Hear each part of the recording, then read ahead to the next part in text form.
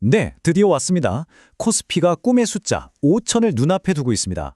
지난 15년간 박스피라는 답답한 이름표를 달고 있었는데 드디어 우리 증시가 제대로 날개를 펴는 걸까요? 하지만요, 이 뜨거운 열기 속에서 우리는 한 번쯤 멈춰서서 질문을 던져야 합니다. 지금이 정말 놓치면 평생 후회할 황금 같은 기회일까요? 아니면 추락 직전 롤러코스터의 가장 아찔한 정점일까요? 오늘 제 20년 경험을 바탕으로 그 답을 함께 찾아보겠습니다. 자, 본격적인 분석에 앞서서요, 이건 꼭 먼저 짚고 넘어가야겠습니다. 오늘 드리는 모든 말씀은 여러분의 투자 판단에 참고가 될 정보일 뿐입니다. 특정 종목을 사라, 팔아라 하는 추천이 절대 아니고요. 모든 투자의 최종적인 결정과 책임은 투자자 여러분 자신에게 있다는 점 다시 한번 분명히 말씀드립니다. 네, 바로 이 숫자입니다. 5천. 1980년에 지수를 처음 계산하기 시작한 이후 무려 46년 만에 처음으로 마주하는 정말이지 꿈만 같은 숫자죠. 이런 상징적인 숫자를 뚫어낼 때는요, 시장에 참여한 모든 사람들의 심리가 그야말로 극도로 흥분 상태가 됩니다. 바로 이 역사적인 순간에 우리는 그 어느 때보다 더 냉정하게 지금 상황을 들여다봐야 합니다. 요즘 시장을 보고 있으면 정말 딱 이 말이 생각나지 않으세요? 내일 당장 어떤 일이 벌어질지 몰라서 가슴이 막 두근거리는데 또 한편으로는 덜컥 겁이 나기도 하죠. 자, 이런 예측 불가능성 속에서 우리는 어떻게 중심을 잡아야 할까요? 자, 그럼 본격적으로 한번 파헤쳐 보겠습니다. 오늘 우리가 함께 걸어갈 로드맵인데요.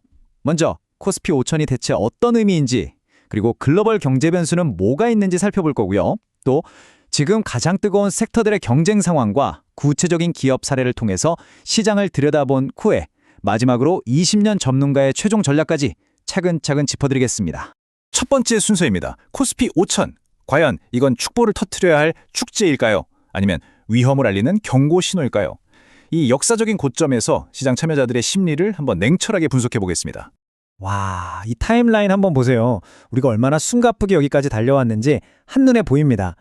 2025년 6월에 3천을 넘고 나서 불과 7개월 만에 5천 고지를 찍은 거니까요. 이건 뭐 정말 정신이 하나도 없을 정도의 속도죠. 이렇게 가파른 상승은 시장에 엄청난 자신감을 주기도 하지만 동시에 이거 너무 과열된 거 아니야? 하는 경계심도 키우게 됩니다.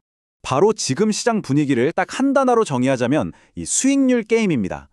포모, 즉 나만 빼고 다 돈 버는 것 같은 그 두려움 때문에 투자자들이 다음 급등주를 찾아 정말 맹렬하게 움직이고 있다는 뜻이에요. 생각해보세요. 불과 몇 달 사이에 돈이 2차 전지에서 AI 반도체로, 또 거기서 저PBR주로 순식간에 옮겨 다녔잖아요.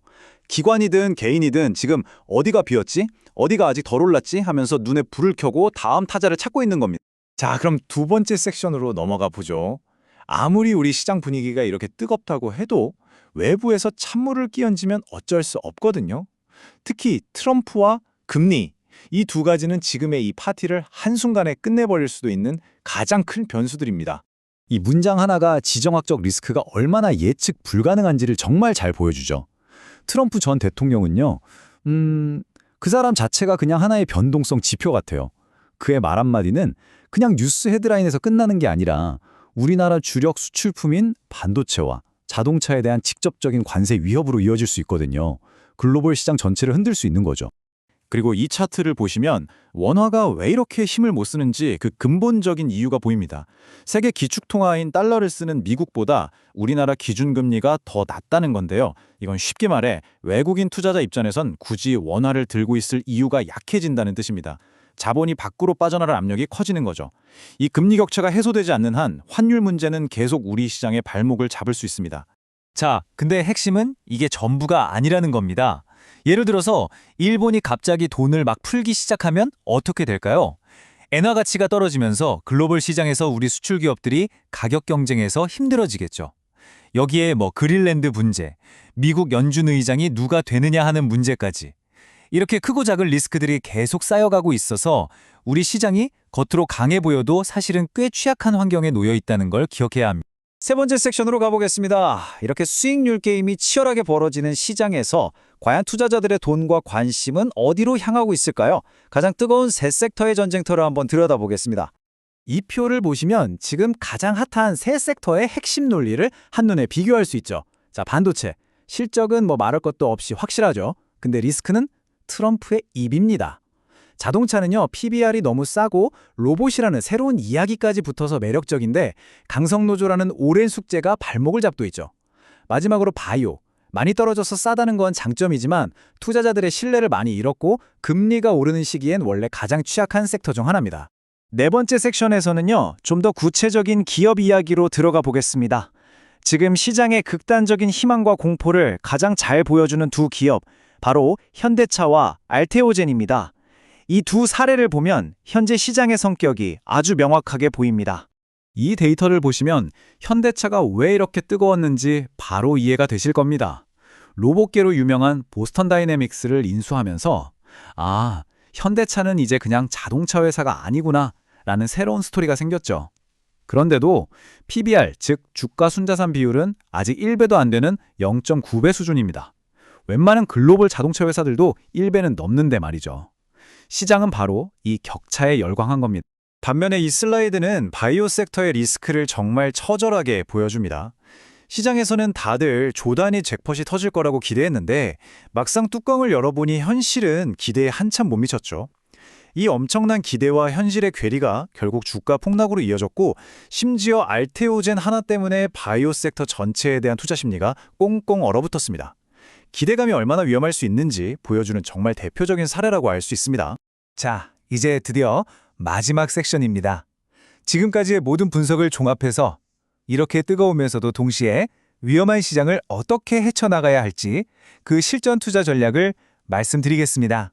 제 20년 경험을 걸고 말씀드리자면요. 시장에 있는 모두가 한 목소리로 간다고 외칠 때가 종종 가장 위험한 순간이었습니다. 지금처럼 시장이 과열되고 모두가 낙관론에 취해 있을 때는 제 경험상 70% 이상의 확률로 우리가 예상치 못한 어떤 변수 때문에 급격한 조정을 맞이했어요. 이럴 때일수록 감정에 휩쓸려서 추격 매수하는 게 아니라 냉정한 원칙을 지키는 게 내 소중한 자산을 지키는 유일한 길입니다. 그래서 구체적으로 뭘 해야 하는데요? 라고 물으신다면 바로 이 방어 계획을 세워야 합니다. 전문가들이 변동성이 큰 시장에서 자산을 지키기 위해 쓰는 방법들인데요. 첫째, 내 포트폴리오를 다시 한번 점검해 보세요. 둘째, 어떤 상황이 되면 무조건 판다는 명확한 손절매, 즉 스톱로스 원칙을 반드시 세워두셔야 합니다. 셋째, 조정이 왔을 때 기회를 잡을 수 있도록 현금을 꼭 확보해 두시고요. 그리고 마지막으로 제발 뉴스가 터지고 나서 급등하는 종목에 뒤늦게 올라타지 마세요. 오늘 분석을 마무리하면서 여러분께 질문 하나를 던지고 싶습니다. 코스피 5000 시대에 우리가 마주한 가장 큰 리스크는 어쩌면 시장의 높은 밸류에이션이나 외부 악재가 아니라 이 상승장에서 나만 소외될지도 모른다는 바로 우리 마음속의 그 두려움, 그 조급함은 아닐까요? 이 질문에 대한 답을 스스로 찾아보는 것, 그것이야말로 성공적인 투자의 첫걸음이 될 겁니다. 이상 주식으로 세상 이야기였습니다.